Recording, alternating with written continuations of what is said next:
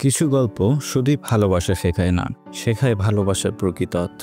ভালোবাসা মানে শুধুই হাসি খুশির মুহূর্ত না, ভালোবাসার মানে একে অপরের সবকিছু গ্রহণ করা।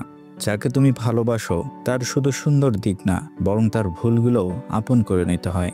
সত্যিকারের ভালোবাসা তখনই সম্পূর্ণ হয় যখন তুমি কারোর সমস্তটাকে ভালোবাসতে শেখো। কিন্তু এমন ভালোবাসা সহজ না, কখনো কখনো এমন কিছু করতে হয় যা আর কোনো সম্পর্কেই সম্ভব না। এই গল্পটি শুধু ভালোবাসার না, এটা এমন এক ত্যাগের গল্প যা হৃদয়ের গভীরে চিরকাল থেকে যাবে। এমন এক গল্প নিয়ে আজকের ভিডিও, তো আর দেরি না করে শুরু করা যাক। গল্পের শুরুতে আমরা 8 বছর বয়সী ছোট্ট জিহুকে দেখতে পাই। 1 বছর আগে তার মা সুয়া মারা গিয়েছে। জিহু তার বাবার সাথে কোরিয়ার সিউল শহরে একটি ছোট্ট গ্রামে বাস করে, কারণ শহরে থাকার মতো যথেষ্ট টাকা তাদের কাছে নেই। তার বাবার নাম উজিন। সে সুইমিং ট্রেনিং সেন্টারে এক সাধারণ কর্মচারী হিসেবে কাজ করছে। যদিও সে স্কুল লাইফে ছিল সেরা সাঁতারু, সে চেয়েছিল তার কেরিয়ার সুইমিং নিয়ে গড়বে।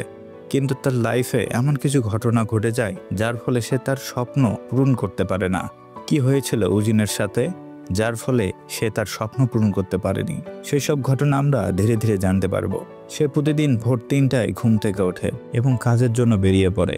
সেখানে তার কাজ শেষ করে সে আবার বাড়ি ফিরে আসে তার ছেলে জিহুকে স্কুলে রেখে আসার জন্য। বাড়ি ফিরে সে প্রায় সময় জিহুকে খুঁজে পায় না, কারণ জিহুর ঘুম ভেঙে গেলে সে আবার তার মায়ের ওয়ার্ড্রোবের ভিতরে গিয়ে ঘুমিয়ে পড়ে। এরপর আমরা দেখতে পাই সে প্রতিদিন ঘুম থেকে উঠে আবহাওয়ার খবর দেখে। একদিন নিউজে বলা হয় খুব শীঘ্রই বর্ষাকাল চলে আসবে। এতে জিহু প্রচণ্ড খুশি হয় এবং তার বাবাকে জিজ্ঞেস করে বর্ষাকাল আসতে আর কতদিন লাগবে, কারণ তার মা তাকে একটি গল্পের বইয়ে লিখে দিয়েছিল। ছোট্ট ছেলেটি সেই গল্পটিকে মনে প্রাণে বিশ্বাস করত। আমরা ফ্ল্যাশব্যাকে দেখতে পাই জিহু অন্ধকার ঘরে একটি বই পড়ছিল। সেই বইয়ে লেখা ছিল স্বর্গে যাওয়ার আগে প্রায় 1 বছর পর্যন্ত সবাই একটি মেঘের রাজ্যে অবস্থান করে। সেই মেঘের রাজ্য থেকে একটি মা পেঙ্গুইন তার বাচ্চাকে দেখত আর কান্না করত। যখন বর্ষাকাল শুরু হলো তখন সে বর্ষার ট্রেনে উঠে পড়ল। ট্রেনটি ছোট্ট একটি স্টেশনে এসে পৌঁছাল। বাচ্চাটি হলুদ রঙের রেইনকোট পরে বসেছিল। সেই স্টেশনে বসে তার মায়ের জন্য অপেক্ষা করছিল। এরপর মা পেঙ্গুইনটি এসে তার বাচ্চাটির সাথে কয়েকদিন কাটায়, তাকে মাছ ধরতে শেখায়, খেলাধুলো করতে শেখায়, আরও শেখায় পড়ে গেলে কিভাবে উঠে দাঁড়াতে হবে। এর কয়েকদিন পর মা পেঙ্গুইনটির কাছে খবর আসে বর্ষাকাল শেষ হওয়ার আগেই তাকে আবার ফিরে যেতে হবে। এটা শুনে মা পেঙ্গুইনটির খুব কষ্ট হয়। বাচ্চা পেঙ্গুইনটি তার মায়ের দিকে তাকিয়ে মিষ্টি করে হাসে। তারা হাসি মুখে একে অপরকে বিদায় জানায়। এরপর মা পেঙ্গুইনটি স্বর্গরাজ্য থেকেই তার বাচ্চাকে দেখে, কিন্তু এখন আর সে কাঁদে না, কারণ বাচ্চা পেঙ্গুইনটি এখন নিজে থেকেই সবকিছু করতে পারে। বইয়ের গল্পটি এখানেই শেষ হয়। জিহু অন্ধকার রুম থেকে বাইরে তাকিয়ে দেখে তার বাবা বসে কান্না করছে এবং আমরা দেখতে পাই তার মায়ের ছবিতে অনেক ফুল রাখা আছে, অর্থাৎ সেই দিন তার মা মারা গিয়েছিল। এবং তার আত্মীয় স্বজনরা একে অপরকে বলছিল বাচ্চাটা হওয়ার আগেই মেয়েটা ভালো ছিল, কিন্তু বাচ্চা হওয়ার পর থেকেই সে মরণব্যাধি রোগে আক্রান্ত হয়। এসব শুনে জিহুর খুব মন খারাপ হয়ে যায়। সেভাবে যদি তার জন্ম না হতো তাহলে হয়তো তার মাকে চলে যেতে হতো না। এরপর সিন ফ্ল্যাশব্যাক থেকে বর্তমানে আসে। জিহু তার বাবাকে বলে বর্ষাকাল শুরু হলেই তো মা চলে আসবে। এটা শুনে উজিনের খুব মন খারাপ হয়, কারণ রূপকথার গল্প কখনোই বাস্তবে পরিণত হয় না, আর সুয়া কোনোদিন তাদের মাঝে ফিরে আসবে না। জিহু তাকে বলে তার মা তাকে প্রতিজ্ঞা করেছে সে অবশ্যই ফিরে আসবে, আর তার গল্পের বইয়ের মধ্যেও ঠিক এমনটি লেখা আছে। উজিন তখন বলে এখন তাড়াতাড়ি স্কুলে চলো, বর্ষাকাল আসুক তখন দেখা যাবে।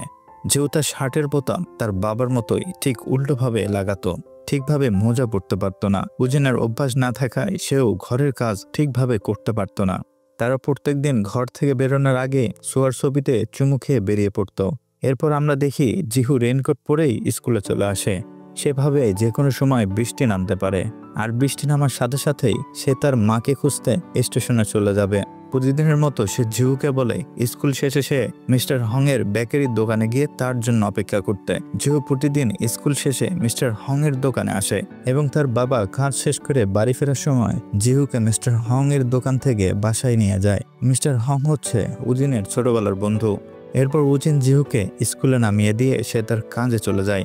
এরপর তার কলিগ হংজং তাকে বলে, আপনি প্রতিদিনের মতো আজও আপনার শার্টের বোতাম উল্টোভাবে লাগিয়েছেন। আসলে হংজং তাকে খুব পছন্দ করত। তাদের একসাথে দেখে মিস্টার লি সহ্য করতে পারছিল না, কারণ মিস্টার লি হংজংকে খুব পছন্দ করত। এরপর দেখা যায় মিস্টার লি মেয়েদেরকে পটানোর জন্য উদ্ভট সব কাণ্ড করে, কিন্তু তারা সবাই উজিনকে পছন্দ করত। এসব নিয়ে মিস্টার লি উজিনের ওপর সবসময় রেগে থাকত। সে উজিনকে জব্দ করার জন্য সুইমিং পুলে ধাক্কা দিয়ে ফেলে দিতে চায়, কিন্তু সেই সময় উজিন সরে যাওয়ায় সে নিজেই সুইমিং পুলের মধ্যে পড়ে যায়। এসব উদ্ভট কাণ্ডের জন্য সে বরাবরই মেয়েদের কাছে হাসির পাত্র হয়ে থাকে। আর অন্যদিকে উজিনের বন্ধু মিস্টার হং কোনো মেয়ে কাস্টমারকে দেখলেই উজিনের জন্য পছন্দ করে এবং তার ডিটেলস জেনে নেয়। আসলে সে তার বন্ধুর একাকিত্ব আর সহ্য করতে পারছিল না। এরপর স্কুল শেষে জিহু তার দোকানে চলে আসে। সে বলে আগামীকাল তার স্কুলে দৌড় প্রতিযোগিতা হবে, সেখানে বাচ্চাদের সাথে তার পরিবারের কোনো একজনকে অংশগ্রহণ করতে হবে। কিন্তু এই নিয়ে জিহুর খুব মন খারাপ ছিল, কারণ তার বাবা দ্রুত দৌড়াতে পারে না। উজিনের একটি সমস্যা রয়েছে, যার কারণে সে জোরে দৌড়াতে পারে না, দ্রুত সাইকেল চালাতে পারে না। তো মুভির এই ছোটখাটো বিষয়গুলো গল্পের শেষে ক্লিয়ার করা হবে কি জন্য এমন সমস্যা হয় উজিনের সাথে। তো শেষ পর্যন্ত আমার সাথে ভিডিও কন্টিনিউ করো। ঠিক তখনই তার আঙ্কেল হং তাকে বলে জিহুর পক্ষ থেকে সে নিজে দৌড় প্রতিযোগিতায় অংশগ্রহণ করবে। জিহু বলে, আপনার পেট তো অনেক মোটা, আপনি দৌড়াতে পারবেন না। তখন মিস্টার হং বলে, আমার পেট মোটা হলেও আমার পা অনেক বেশি লম্বা। এই কথা শুনে জিহু খুব খুশি হয়। সে বলে, তাহলে এই দৌড় প্রতিযোগিতায় আমরা জিতব। তখন সেখানে উজিন চলে আসে।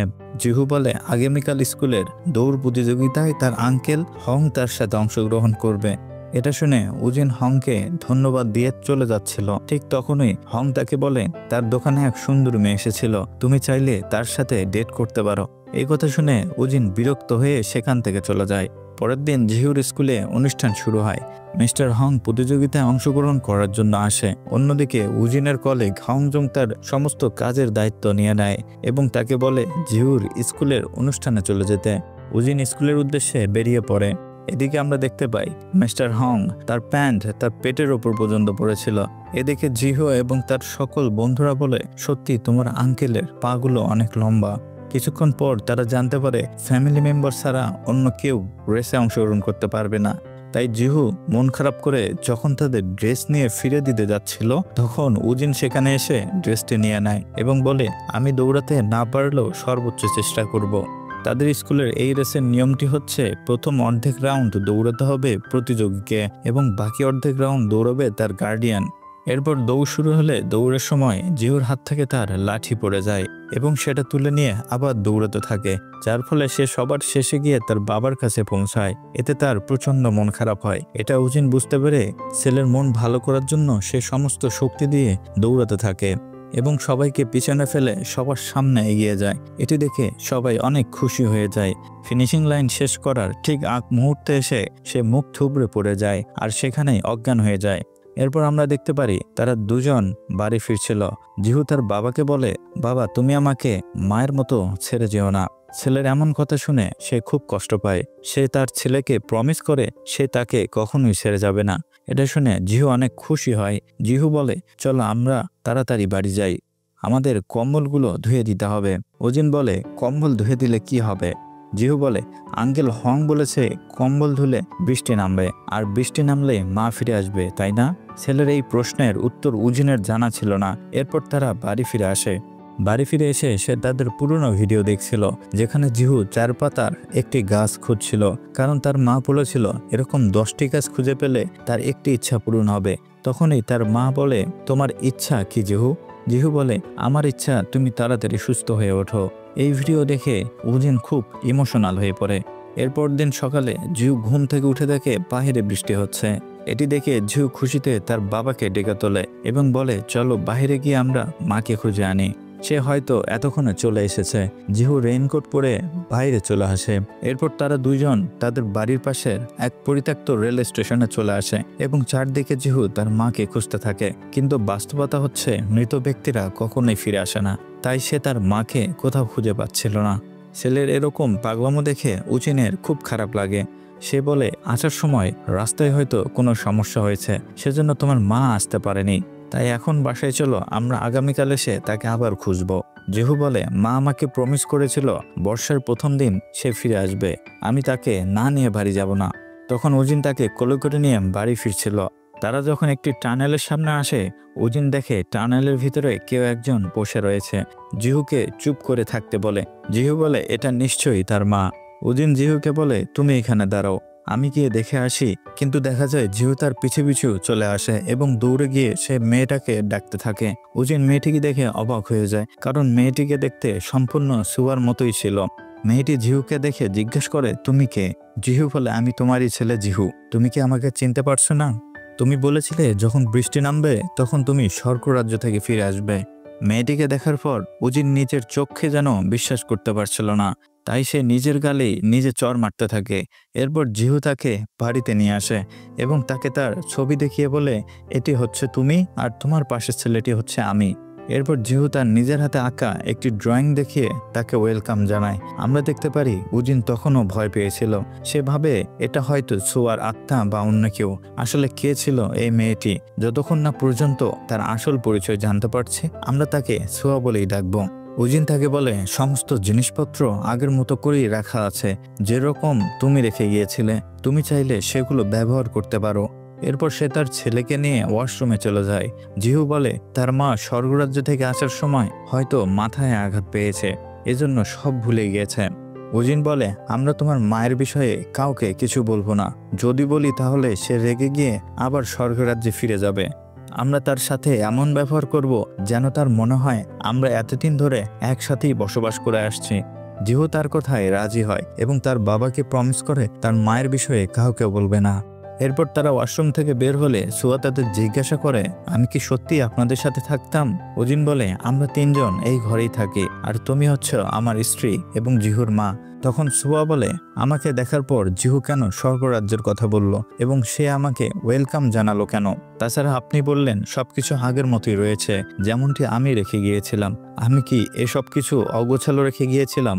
এসব কথা শুনে তারা দুজন ঘর গোছাতে ব্যস্ত হয়ে পড়ে এবং উজিন বুঝতে পারছিল না সে সুয়াকে কি উত্তর দিবে।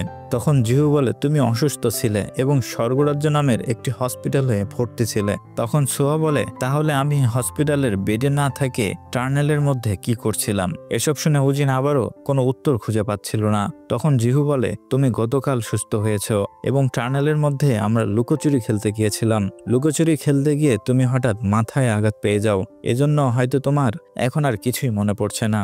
এরপর রাতের বেলা উজিনের ঘুম আসছিল না, কারণ তার মাথায় অনেক প্রশ্ন ঘুরপাক খাচ্ছিল।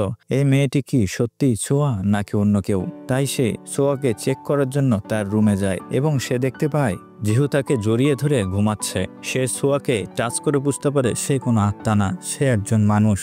সকালবেলা জিহু স্কুলের জন্য রেডি হয়। বরাবরের মতো সে আজও তার শার্টের বোতাম উল্টোভাবে লাগায়। তখন সুয়া তাকে কাছে ডাকে এবং তার শার্টের বোতামগুলো ঠিকভাবে লাগিয়ে দেয়। এটা দেখে উজিন প্রচন্ড খুশি হয়। সুয়া বলে, বাবা এবং ছেলে দুইজনেই একই রকম। তখন উজিন বলে, আমি আমার শার্টের বোতাম ঠিকভাবে লাগাতে পারি, কিন্তু সে লক্ষ্য করে সে প্যান্টের চেইন ঠিকভাবে লাগায়নি। এরপর জিহু তার মায়ের গালে চুমু খেয়ে স্কুলের জন্য বেরিয়ে যায়। যখন উজিনের পালা আসে তখন সে ভয়ে ছোঁয়াকে চুমু না খেয়ে তার ছবিকে চুমু খেয়ে কাজে বেরিয়ে যায়। এরপর উজিন জিহুকে স্কুলে পৌঁছে দেয়। সে ক্লাসে না গিয়ে সে আবার বাসায় ফিরে আসে এবং সে সারাদিন তার মায়ের সাথে খেলাধুলা করে সময় কাটিয়ে দেয়। এক পর্যায়ে দেখা যায় বক্সিং খেলার সময় সোহা জিহুর নাক ফাটিয়ে দিয়েছে। এরপর রাতের বেলা ডিনারের সময় জিহু বলে তার মায়ের হাতের রান্না খাবে। সোয়ার স্মৃতি নষ্ট হয়ে যাওয়ার কারণে সে কিছুই রান্না করতে জানতো না, তবু এই ছোট্ট ছেলেটির মন রক্ষা করতে সে রান্না করতে যায়। এরপর সে গরম তেলের ভিতরে পাস্তা ঢেলে দেয়, যার ফলে পাস্তাগুলো এদিক সেদিক উড়ে যেতে থাকে। এটি দেখে জিহু ভয়ে টেবিলের নিচে লুকিয়ে পড়ে এবং উজিন সোয়াকে জড়িয়ে ধরে আর গরম পাস্তাগুলো তার শরীরে এসে পড়ে। এরপর সোয়া তার পিঠে মলম লাগানোর জন্য কাপড় খুলতে বলে, কিন্তু উজিন অন্য কিছু ভেবে প্যান্ট খুলতে শুরু করে। তখনই সে সোয়ার হাতে মলম দেখতে পায় এবং সবকিছু বুঝতে পারে। এরপর সোয়া তার পিঠে মলম লাগাতে শুরু করে আর জিজ্ঞাসা করে, আমাদের প্রথম দেখা কিভাবে হয়েছিল? তখন উজিন তাদের প্রথম দেখা সম্পর্কে বলতে শুরু করে। আমাদের প্রথম দেখা হয়েছিল হাই স্কুলে পড়ার সময়। তুমি ছিলে স্কুলের টপ স্টুডেন্ট আর আমি ছিলাম সুইমিং টিমের একজন প্লেয়ার। এর জন্য অর্ধেক সময় আমাকে সুইমিং প্র্যাকটিস করতে হতো আর বাকি অর্ধেক সময় ক্লাস করতাম। কিন্তু ক্লাসের সময় আমি ঘুমিয়ে পড়তাম। এর ফলে কারো সাথে কথা বলার তেমন সুযোগ পেতাম না। এরপর তোমাদের সাঁতার শেখানোর দায়িত্ব দেওয়া হয় আমার ওপর। সাঁতার শিখতে গিয়ে তুমি প্রায় ডুবে যাচ্ছিলে, তখন আমি তোমাকে বাঁচিয়েছিলাম। সেদিনের পর থেকেই আমি তোমার প্রেমে পড়ে যাই। এখানে আমরা দেখতে পাই বর্তমানে মিস্টার হং সেই স্কুলের সময়ও উজিনের বেস্ট ফ্রেন্ড ছিল। সে উজিনকে আইডিয়া দেয় কিভাবে সে সুয়ার সাথে কথা বলবে। প্রথমে হং বলে তুমি তার কাছে কলম বা ইরেজার চাইবে। হংয়ের কথা মতো আমি তোমার কাছে কলম চেয়ে বসি, কিন্তু তুমি সাথে সাথেই মানা করে দাও। এরপর ডান্স প্র্যাকটিসের সময় হং বলে তুমি যদি আমাকে পছন্দ করে থাকো তাহলে অবশ্যই তুমি আমার ডান্স পার্টনার হবে। আমরা দুজনেই ছিলাম লেফট হ্যান্ডেড, যার ফলে আমরা কারোর সাথেই সঠিকভাবে ডান্স করতে পারছিলাম না। এটা দেখে আমাদের টিচার আমাদের দুইজনকে পার্টনার বানিয়ে দেয়। তোমাকে প্রথমবার এত কাছে দেখে আমি নার্ভাস হয়ে পড়ি এবং অ্যাক্সিডেন্টলি আমার মাথার সাথে তোমার নাক লেগে ফেটে যায়। এরপর আমরা একে অপরের সাথে আর কথা বলিনি। আমাদের বিদায় অনুষ্ঠানের দিন হং আমাকে বলে তোমাকে প্রপোজ করতে। তখনই তুমি সেখানে চলে আসো। তুমি বলো তোমার ডায়েরিতে স্মৃতি হিসাবে স্কুলের সবার সিগনেচার নিয়েছিলে, সবাই কিছু না কিছু লিখছে, এজন্য হং এবং আমাকেও কিছু লিখতে বললে। আমার লেখা শেষে ভুলবশত আমি তোমাকে আমার কলমটি দিয়ে দেই। এরপর হং বলে আমরা দুইজন পাশের একটি কলেজে ভর্তি হব, আর তুমি বললে আমি সিউল শহরের একটি কলেজে ভর্তি হওয়ার সুযোগ পেয়েছি। এরপর সিন বর্তমানে চলে আসে। সুয়া সেই কলমটি হাতে নিয়ে তার অতীত মনে করার চেষ্টা করে, কিন্তু সে কিছুতেই কিছু মনে করতে পারছিল না। তখন জিওর ঘুম ভেঙে যায়। সে এসে তার মায়ের কোলে ঘুমিয়ে পড়ে। সুয়া উজিনকে বলে কলেজে উঠে কি আমরা ডেট করিনি? উজিন বলে কলেজের প্রথম গ্রীষ্ম ছুটিতে আমি তোমাকে ফোন করেছিলাম, কিন্তু তোমার গলার আওয়াজ শোনার পরে আমার আর কথা বলার সাহস হয়ে ওঠেনি। এভাবে কয়েকটি বছর কেটে যায়। এরপর একদিন সাহস করে তোমাকে ফোন দেই। যখনই তুমি হ্যালো বলেছিলে তখন আমি ভয়ে ফোন কেটে দিতে নেই, কিন্তু হং এসে আমাকে বাধ্য করে তোমার সাথে কথা বলতে।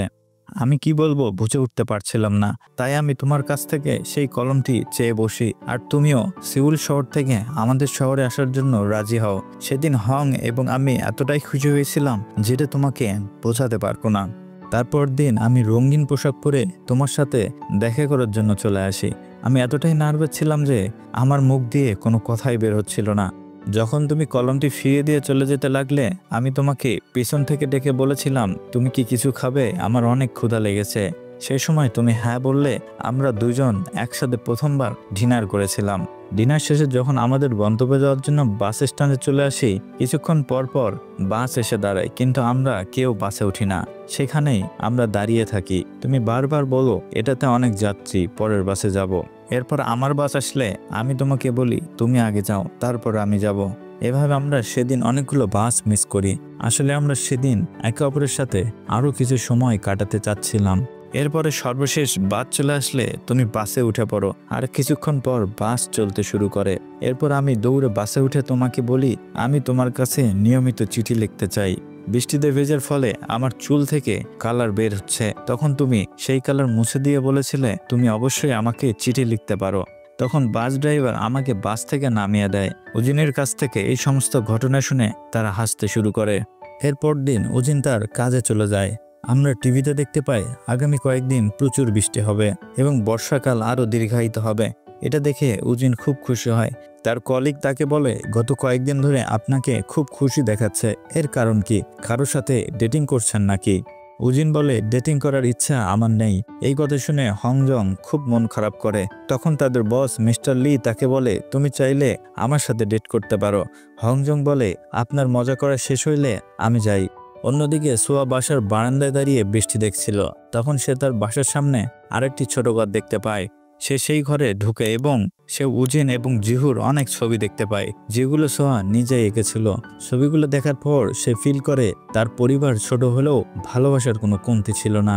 এরপর দেখা যায় উজিনের বন্ধু হং উজিনকে একটু রেস্টুরেন্টে ডাকে। সে উজিনের জন্য একটি মেয়েকে পছন্দ করেছে। সে চায় উজিন যেন আবার বিয়ে করে এবং জিহু যেন আরেকটি নতুন মা খুঁজে পায়। এসব বুঝতে পেরে উজিন রেস্টুরেন্ট থেকে বেরিয়ে আসে, কারণ সে আর বিয়ে করতে চায় না। সোয়ার জায়গা সে কখনোই কাউকে দিতে পারবে না। হং বলে, তোর বিয়ে করে নেওয়া উচিত, কারণ সোয়া আমাদের ছেড়ে অনেক দূরে চলে গেছে, সে আর কখনোই ফিরে আসবে না। এটা শুনে উজিন সেখান থেকে চলে আসে। এরপর রাতের বেলা হং প্রচুর ড্রিঙ্কস করে উজিনের বাড়িতে আসে এবং সে একটি পেঙ্গুইনের ড্রেস পরেছিল এবং সে চিৎকার করে বলে, আমি স্বর্গরাজ্য থেকে এসেছি, আমার নাম সোয়া। এসব শুনে উজিন তার মুখ চেপে ধরে তাকে মাতলামি করতে মানা করে। হংয়ের গলার আওয়াজ শুনে সোয়া বাইরে যেতে ধরলে জিহু বলে, তুমি যেতে পারবে না, কারণ আঙ্কেল হং দেখতে খুবই বিশ্রী, তার মাথা অনেক বড়। আসলে জিহু তার বাবাকে প্রমিস করেছিল তার মায়ের বিষয়ে কাউকে বলবে না, এজন্য সে সোয়াকে বাইরে যেতে বাধা দিচ্ছিল। সোয়া বাইরে বেরিয়ে আসলে হং তাকে দেখে ভূত মনে করে দৌড়ে পালিয়ে যায়। এরপর সোয়া বলে, তুমি যে লেটার লিখতে চেয়েছিলে তারপরে কি হয়েছিল? উজিন বলে, আমি তোমাকে নিয়মিত চিঠি লিখতাম এবং শীতের ছুটিতে আমরা আবার দেখা করি আর আমরা ঠিক করি আমরা এবার একসাথে মুভি দেখব। কিন্তু থিয়েটারে আমার সাথে একটি মজার ঘটনা ঘটে। আমি তোমার হাত ধরতে গিয়ে অন্যজনের পা ধরে ফেলি আর বলি, তোমার হাত এত ঠান্ডা কেন? যখনই দেখি এটা তোমার হাত না অন্যজনের পা ধরেছি, তখনই তুমি হাসতে শুরু করো আর আমি লজ্জায় থিয়েটার থেকে বের হয়ে আসি। এরপর আমরা বাসের জন্য রাস্তায় অপেক্ষা করতে থাকি আর তখনই তুমি আমার জ্যাকেটের পকেটে হাত রাখো আর এভাবেই প্রথমবারের মতো আমরা একে অপরের হাত ধরি। আর এখন বর্তমান সময়ে আমরা দেখি ঠিক একইভাবে সোয়া উজিনের পকেটে হাত রাখে। উজিন আরো একবার তার ভালোবাসার হাত স্পর্শ করে। উজিন লক্ষ্য করে জিহু এখনো ঘুমিয়ে আছে। এই সুযোগে তারা দুইজন ঘুরতে বের হয়। সোয়াকে নিয়ে সে একটি পাহাড়ের উপরে চলে আসে এবং সে তাকে একটি দূরবীন দেয়। দূরবীন চোখে দিয়ে সামনে দেখতে বলে এবং সোয়া দেখতে পায় দূরের একটি মনিটরে মুভি চলছে। সে মনোযোগ সহকারে মুভি দেখতে শুরু করে। তখন উজিন সোয়াকে কিস করতে ধরলে সে ভুলবশত উজিনকে চড় দিয়ে দেয়। আসলে সোয়া নিজেও বুঝতে পারেনি দূরবীনের সামনে কি চলে আসছিল। এরপর সোয়া আবারও দূরবীনের মাধ্যমে মুভি দেখতে শুরু করে। এবার উজিন দূরবীনের নিচ দিয়ে সোয়াকে প্রথম কিস করতে সফল হয়। এরপর দিন সোয়ার টেবিলে রাখা স্বর্গরাজ্যের সেই বইটি দেখতে পায়। সে বুঝতে পারে জিহুর মা অর্থাৎ সে নিজেই গল্পটি লিখেছিল। গল্পটি পড়া শেষে সে খুব ইমোশনাল হয়ে পড়ে। এরপর সে দেখতে পায় 4 পাতার বেশ কয়েকটি গাছ জিহু জানালায় আটকে রাখছে। সোয়া জিহুকে বলে, এগুলো দিয়ে কি হবে? জিহু বলে, এগুলো লাগালে বৃষ্টি হবে, কারণ আমি বৃষ্টিকে খুব ভালোবাসি। আসলে সোয়া মৃত্যুর আগে জিহুকে বলেছিল 4 পাতার 10টি গাছ খুঁজে পেলে সে একটি ইচ্ছা পূরণ করতে পারবে। মূলত এই কারণে জিহু এসব গাছ সংরক্ষণ করে রাখছিল। এরপর দিন তারা 3 জন জঙ্গলে ঘুরতে আসে এবং সেই দিনটা তারা প্রচুর এনজয় করে। ফেরার পথে উজিন তাদের দুজনকে পিঠে করে বাসায় নিয়ে আসে। বাসায় আসার পর সে খুব হাঁপিয়ে যায় এবং অজ্ঞান হয়ে পড়ে। তার জ্ঞান ফেরার পর সোয়াইয়ের কারণ জানতে চায়। এখানে সিন আবারও পিছনে নিয়ে যাওয়া হয়। উজিন সাঁতার প্রতিযোগিতার জন্য সিলেক্ট হয়। সোয়া উজিনকে 4 পাতা বিশিষ্ট একটি গাছ উপহার দেয়। এরপর উজিন পুরোদমে তার ট্রেনিং শুরু করে দেয়। এরপর একদিন ট্রেনিং করার সময় সে প্রথমবারের মতো অজ্ঞান হয়ে যায়। ডক্টর বলে তার এই রোগটি কখনোই ভালো হবে না এবং তাকে খেয়াল রাখতে হবে তার হার্টবিট যেন সবসময় কন্ট্রোলে থাকে। তার হার্টবিট বেড়ে গেলে বা সে হাঁপিয়ে গেলে সে সাময়িক সময়ের জন্য জ্ঞান হারিয়ে ফেলতে পারে। আর এজন্যই উজিন বাধ্য হয়ে সাঁতার ছেড়ে দিয়েছিল। উজিন সাঁতার ছেড়ে দেওয়ার পর সোয়া তার সাথে দেখা করতে আসে। সে জানতে চায় কেন সে সাঁতার ছেড়ে দিয়েছে। উজিন তার এই রোগটির বিষয়ে সোয়াকে কিছুই বলে না, বরং সে বলে তার প্রতি তার আর কোনো ফিলিংস নেই। এই বলে সে সোয়াকে তাড়িয়ে দেয়। এভাবে অনেক দিন কেটে যায়। উজিন সোয়াকে প্রচন্ড মিস করে, তাই সে সোয়াকে দেখার জন্য সিউল শহরে চলে আসে। উজিন তাকে দেখতে পায়। যখন তার সাথে কথা বলতে যাবে ঠিক তখনই অন্য কারো গাড়িতে উঠে সে চলে যায়। উজিন মনে করে সে এখন অন্য কারো এবং সে মনে মনে বলে, তুমি আসলেই ঠিক কাজ করেছো, আমি তোমার যোগ্য নেই, এবং সোয়ার দেওয়া 4 পাতার গাছটি সেখানেই ফেলে দেয়। এরপর সে সেখান থেকে চলে আসে। উজিন সেই শহরের একটি সাঁতার প্রশিক্ষণ কেন্দ্রে একটি জব নেয় এবং পাশের ছোট্ট একটি শহরে থাকা শুরু করে। হঠাৎ সোয়া তাকে ফোন করে আর তার বর্তমান ঠিকানা চেয়ে নেয় এবং তার কাছে চলে আসে। সোয়া বলে, চিন্তা করো না, সবকিছু ঠিক হয়ে যাবে, আর তুমি ছাড়া আমি অসম্পূর্ণ, তোমাকে আমার খুব প্রয়োজন। এসব শুনে উজিন ইমোশনাল হয়ে পড়ে। এরপর আমরা বর্তমান সময়ে দেখতে পাই তাদের এই ভালোবাসার গল্পটি সোয়ার হৃদয়ে ছুঁয়ে যায়। সোয়া আবার নতুন করে উজিনের প্রেমে পড়ে যায়। উজিন বলে, তুমি তোমার লেখাপড়া, তোমার পরিবার সবকিছু ছেড়ে দিয়ে আমার কাছে চলে এসেছিলে। এরপর তুমি আমাকে প্রপোজ করতে বললে, তারপর আমাদের বিয়ে হলো। এরপর জিহু জন্ম নিল। তখনই সোয়া বলে, আমি সারাটা জীবন এভাবেই তোমাদের সাথে থাকতে চাই। এরপর দিন সকালবেলা সোয়া সেই ছোট্ট ঘরটি পরিষ্কার করছিল। তখন সে বুক শেলফের উপরে একটি ডায়েরি খুঁজে পায়। এই ডায়েরিটা সে নিজেই লিখেছিল, কিন্তু এই বিষয়ে তার এখন কোনো কিছুই মনে নেই। সে ডায়েরিটা পড়া শেষ করে আবার সেই পেঙ্গুইনের গল্পটি পড়ে। এরপর সে একদম হতবাক হয়ে যায়। তবে এই বিষয়টি আমরা গল্পের শেষে বুঝতে পারবো কেন সে হতবাক হয়ে গিয়েছিল। এরপর রাতের বেলা উজিন জিহুকে গোসল করিয়ে দিচ্ছিল। তখন হিজু তার বাবাকে জিজ্ঞেস করে, তার কাছে 4 পাতার 8টি গাছ ছিল, এখন সেখানে 9টি গাছ রয়েছে। এই একটি গাছ কি তুমি সেখানে রেখেছো? উজিন বলে, সে রাখেনি। জিহু ভাবে বাকি একটি গাছ তাহলে তার মা রেখেছে। এরপর সিনে আমরা দেখতে পাই সোয়া জিহুকে শেখাচ্ছে কিভাবে ডিম ভাজতে হয়, কিভাবে কাপড় শুকাতে হয়, কিভাবে ঘর পরিষ্কার করতে হয় এবং নিজের চুল কিভাবে শ্যাম্পু করতে হয়। এরপর জিহুর ছোটবেলার একটি ভিডিও ক্লিপ দেখে, যেটা সোয়া নিজেই রেকর্ড করেছিল। সেই ভিডিও ক্লিপের ব্যাকগ্রাউন্ডে সোয়া বলে, তোমাদের দুজনকে ঠিক পেঙ্গুইনের মতোই লাগছে। যখন মা পেঙ্গুইনটি খাবারের সন্ধানে বেরিয়ে পড়ে, তখনই প্রচণ্ড ঠান্ডার মধ্যে বাবা পেঙ্গুইনটি তার বাচ্চাকে এভাবেই বুকে আগলে রাখে। উজিন বলে, তুমি ওকে ধরো, আমাকে এখনই যেতে হবে। সে ওই ভিডিও ক্লিপটি দেখে তাদের তিনজনের ভালোবাসা অনুভব করতে পারে, কিন্তু সেই সময়গুলো সোয়া আর এখন মনে করতে পারছে না। সোয়া তার অতীত মনে করতে না পেরে সে অঝরে কান্না শুরু করে। এসব দরজার বাইরে থেকে উজিন দেখে সেও প্রচণ্ড ইমোশনাল হয়ে পড়ে। এজন্য রাতের বেলা হংকে নিয়ে সে বেরিয়ে পড়ে এবং গাছপালা দিয়ে সেই টানেলের রাস্তাটি বন্ধ করে দেয়। এই টানেলের মধ্যেই তারা সোয়াকে খুঁজে পেয়েছিল। উজিন বিশ্বাস করতে শুরু করেছে বর্ষাকাল শেষ হলেই সোয়া আবার সেই টানেলের মধ্যে দিয়েই চলে যাবে। পরের দিন জিহুর বন্ধুর মা তাকে ফোন করে রাখে, কারণ জিহু তাদের গাড়িটি ওয়াশিং পাউডার দিয়ে পরিষ্কার করছিল। মহিলাটি বলে, জিহু মনে হয় মানসিক সমস্যায় ভুগছে, ওকে ডক্টর দেখানো উচিত। তখন উজিন তার কাছে ক্ষমা চেয়ে জিহুকে নিয়ে বাড়ির দিকে আসছিল। রাস্তার মধ্যে জিহু কান্না শুরু করে আর বলে, তার বন্ধু বলেছিল তাদের গাড়ি যেদিন ওয়াশ করা হয় সেই দিনই বৃষ্টি শুরু হয়। জিহু বলে, আমি আমার মাকে হারাতে চাই না, দরকার হলে প্রতিদিন আমি সেই গাড়িটি পরিষ্কার করব। ছেলের এই কথাগুলো শুনে উজিন খুব কষ্টে নিজেকে নিয়ন্ত্রণ করে। এরপর সে তার ছোট ছেলেটাকে বুকে টেনে নেয়। এরপর দিন সোয়া হং এর বেকারিতে চলে আসে। তাকে দেখে সে প্রচন্ড ভয় পায়। তখন সোয়া বলে, ভয় পাবেন না, আমি আপনার কাছে একটি সাহায্যের জন্য এসেছি। আপনাকে দীর্ঘ সময় ধরে আমার একটি সাহায্য করতে হবে। হং তার কথায় রাজি হয়। তো কি ছিল সেই সাহায্য, তা আমরা মুভির শেষে জানতে পারবো। এরপর সিনে আমরা দেখতে পাই উজিন বেশ কিছু ডালপালা নিয়ে সেই টানেলের কাছে যায়। এরপর সে দেখতে পায় তার রেখে যাওয়া ডালপালাগুলো নিজে নিজেই টানেলের মুখ থেকে সরে গিয়েছে।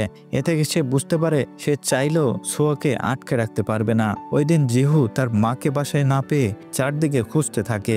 এক পর্যায়ে সে তার মাকে দেখতে পায়। তার মা তার জন্য একটি কেক নিয়ে আসছিল। এরপর রাতের বেলা জিহুর জন্মদিন পালন করে।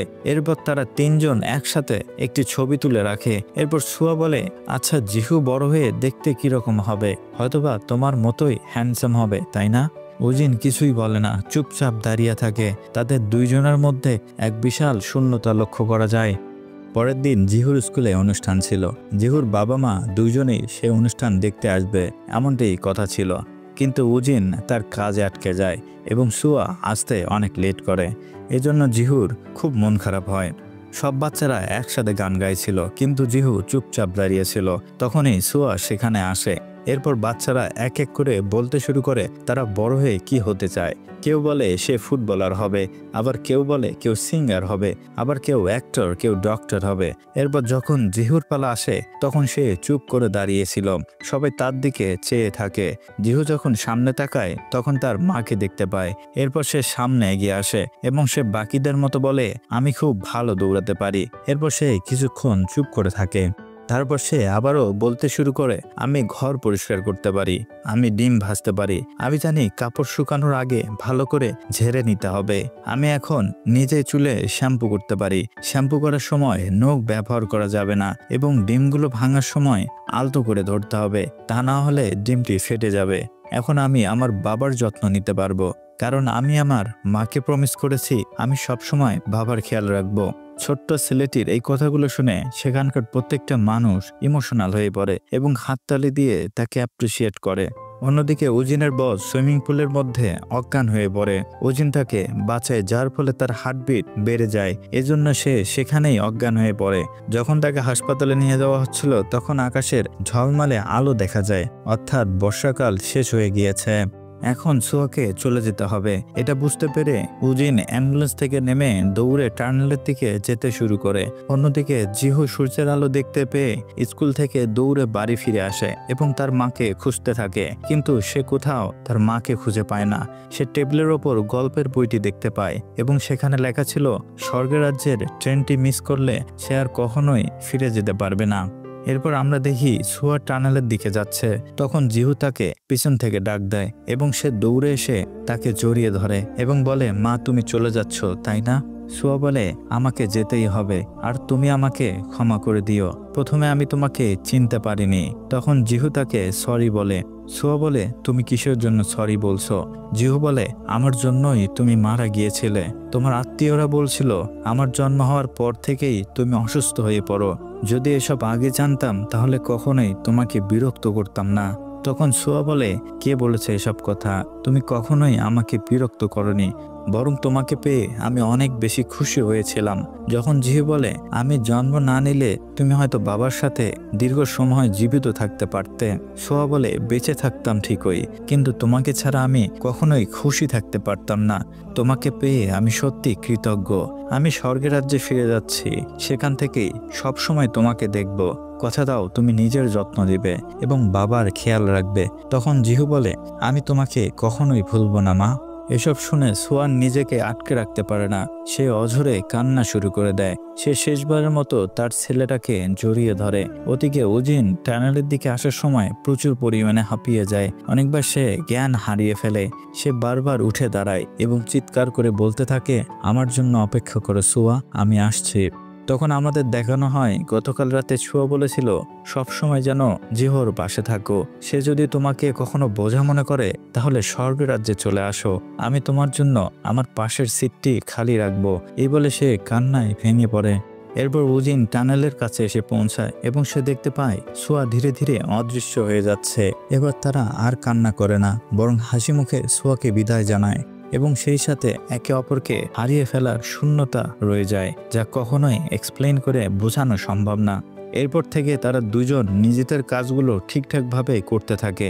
এখন জিহো নিজেই ডিম ভাজতে পারে, উজিন এখন সঠিকভাবে নিজের শার্টের বোতাম লাগায়, এমনকি তারা তাদের ঘর সুন্দরভাবে গুছিয়ে রাখে।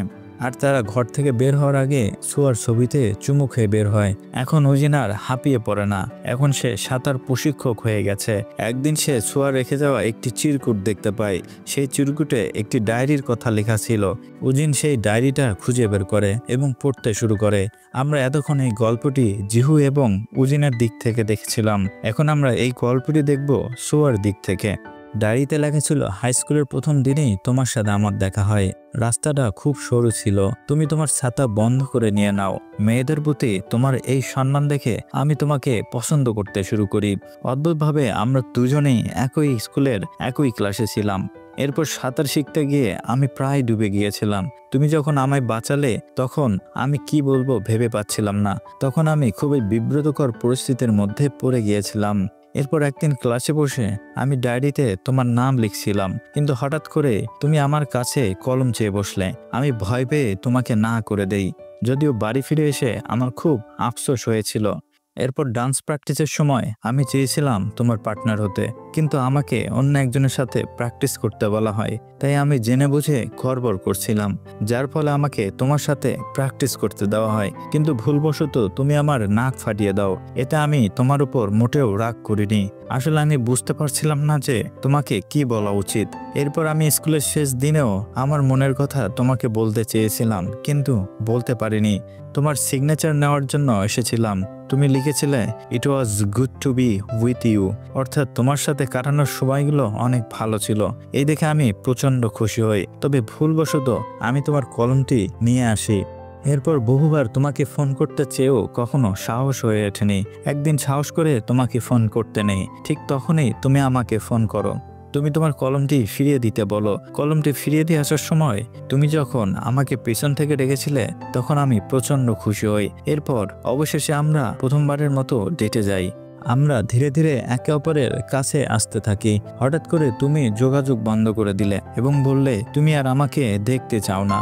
এরপর থেকে প্রতিটা রাত আমি কান্না করে কাটিয়েছি। একদিন প্রচণ্ড বৃষ্টি হচ্ছিল। কলেজের এক বন্ধু আমাকে বাড়ি পর্যন্ত লিফট দিতে চেয়েছিল। আমি গাড়িতে উঠেছিলাম। গাড়ির মধ্যে থেকে হঠাৎ আমি তোমাকে দেখতে পেলাম। তখনই গাড়ি থেকে নেমে আমি তোমাকে খুঁজতে চলে আসি, কিন্তু সেখানে তুমি ছিলে না। তবে সেখানে পড়েছিল 4 পাতার গাছটি। আমি বুঝতে পারি তুমি সত্যি আমাকে দেখতে এসেছিলে, তাই আমি তোমাকে খোঁজার জন্য এদিক সেদিক দৌড়াতে থাকি। এরপর হঠাৎ একটি গাড়ির সাথে আমার অ্যাক্সিডেন্ট হয়ে যায়। তারপর যখন চোখ খুললাম আমি দেখতে পাই আমার সামনে একজন মধ্যবয়স্ক লোক এবং একটি ছোট্ট বাচ্চা বসে আছে। বাচ্চাটি আমাকে মা বলে ডাকছে।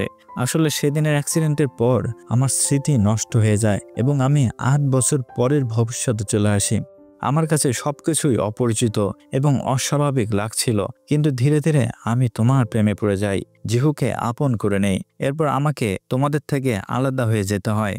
তারপর যখন আমার চোখ খুলে তখন আমি নিজেকে হসপিটাল বেডে দেখতে পাই। ডক্টর বলেছিল প্রায় 6 সপ্তাহ পর আমার জ্ঞান ফিরেছে। প্রথমে ভাবছিলাম হয়তো এসব আমার স্বপ্ন ছিল, কিন্তু আমি যখন লুকিয়ে তোমার নতুন বাড়ির সামনে আসি সেখানেও সেই ছোট্ট ঘরটি দেখতে পাই। আমি বুঝতে পারি কোমায় থাকা অবস্থায় আমি যা দেখেছি তার সবকিছুই একদিন সত্য হবে। তোমাকে বিয়ে করা, ফুটফুটে একটি সন্তান হওয়া, বিয়ের 8 বছর পর অকালে মৃত্যুবরণ করা, তোমাকে ও জিহুকে একা রেখে চলে যাওয়া। অন্য কাউকে বিয়ে করলে আমার ভবিষ্যৎটা অন্যরকম হতো, কিন্তু তাতে হয়তো আমি ততটা সুখী হতে পারতাম না যতটা আমি তোমার সাথে এবং জিহুর সাথে ছিলাম। তাই নিজের ইচ্ছায় আমি এই ছোট্ট জীবনটাকে বেছে নিয়েছিলাম, যেখানে ভালোবাসার কোনো কমতি থাকবে না। তাই আমি সবকিছু ছেড়ে দিয়ে তোমার কাছে চলে এসেছিলাম। ডায়েরিটা পড়ে উজিন সবকিছু বুঝতে পারে। এরপর 12টি বছর কেটে যায়। আজ জিহুর 20তম জন্মদিন। আঙ্কেল হং কেক এবং বার্থডে কার্ড নিয়ে আসে। অর্থাৎ সোয়া সেই দিন বেকারির দোকানে গিয়ে তাকে এই সাহায্যটি করার জন্য বলেছিল। হং বলে আজ থেকে আমি এই দায়িত্ব থেকে মুক্তি পেলাম। তোমার মা আমাকে বলেছিল তোমার 20তম জন্মদিন পর্যন্ত কেক এবং তোমার মায়ের লেখা বার্থডে কার্ডগুলো তোমার প্রত্যেকটি বার্থডেতে দিতে। এরপর দেখা যায় তার মায়ের দেওয়া কার্ডগুলো জিহু যত্ন করে রেখে দিয়েছে এবং আজকে এই কার্ডটি তার মায়ের রেখে যাওয়া সর্বশেষ কার্ড ছিল। এই কার্ডে তার মা লিখেছিল আজ তোমার 20তম জন্মদিন, অনেক বড় হয়ে গিয়েছো তাই না? আশা করি তুমি সত্যিকার ভালোবাসার মানুষকে খুঁজে পাবে। এটি তোমার প্রিয় আম্মু স্বর্গ রাজ্য থেকে। এরপর জিহু তার আঙ্কেলকে বলে তাকে শহরে দিয়ে আসতে এবং তার বাবাকে বলে আমি তাড়াতাড়ি ফিরে এসে রান্না করব, আমার জন্য অপেক্ষা করো। এরপর উজিন প্রতিদিনের মতো সে আবারও সোয়ার ডায়েরি পড়তে থাকে। ডায়েরির শেষ পাতায় লেখা ছিল তোমার সাথে কাটানোর সময়গুলো অসাধারণ ছিল, তেমনি তোমাদের সাথে থাকা আমার সৌভাগ্য ছিল। এর মাধ্যমেই শেষ হয়ে যায় আজকের অসাধারণ মুভির গল্প। তো বন্ধুরা, এটি ছিল আজকের সিনেমার এক্সপ্লেনেশন। এই সিনেমার এক্সপ্লেনেশনটি কেমন লেগেছে তোমরা অবশ্যই কিন্তু কমেন্ট করে জানাবে। আজ এই পর্যন্তই। দেখা হবে তোমাদের সাথে নতুন কোনো এক ভিডিওতে। সেই পর্যন্ত সুস্থ থাকো, ভালো থাকো। আল্লাহ হাফেজ।